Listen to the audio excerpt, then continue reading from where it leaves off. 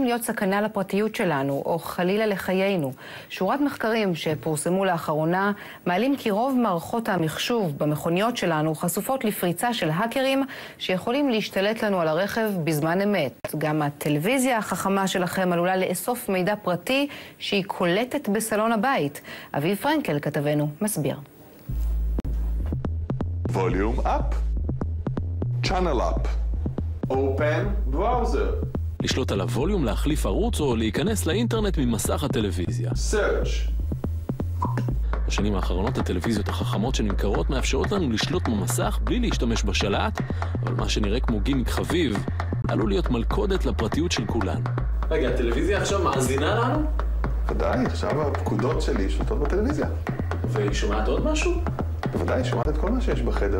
אם תקראו את האותיות הקטנות בסעיף תנאי השימוש של הטלוויזיה החכמה הזו של סמסונג, תגלו שהחברה הקוריאנית מזהירה שמידע רגיש או אישי שנאמר בזמן השימוש בפקודות הקוליות נקלט ונשמר ועלול להיות מועבר לצד שלישי.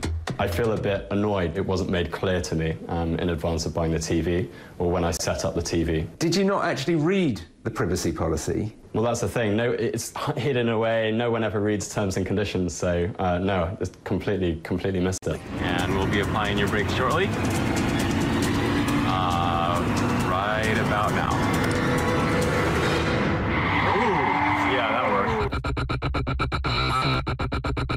בזמן שנראה כאילו ביתכם הוא כבר לא מבצרכם, גם כשאתם נכנסים למכונית, יש סיכוי שאתם לא מוגנים.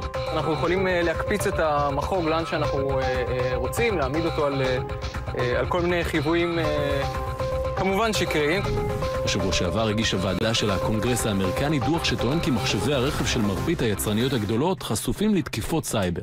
האקרים או אינטרסנטים שרוצים לעשות לנו נזק יכולים בעצם לשלוט במערכת שלנו, לעקוב אחרינו על בסיס קבוע, דרך כל מערכת שמחוברת אל רשת האינטרנט. It's quite terrifying when you don't have brakes, right?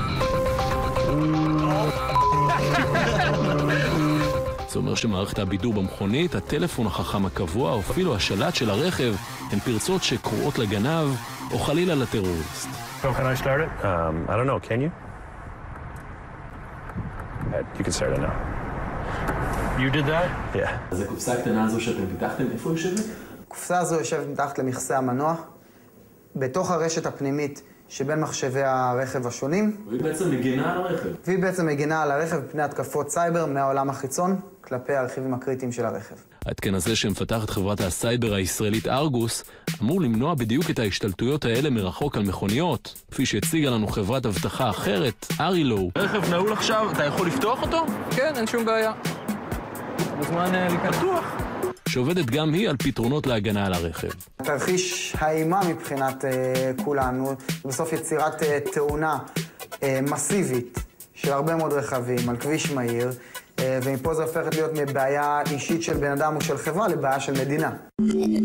ככל שהמכשירים היומיומיים שסביבנו הופכים לחכמים יותר, לדוגמה מזגן שנשלט מהסמארטפון של חברת נסט, או רמקול חכם שמשווק את אמזון, Alexa, play me music by Bruce Springsteen. הם גם חשופים יותר להשתלטות ומאפשרים פגיעה בפרטיות שלה.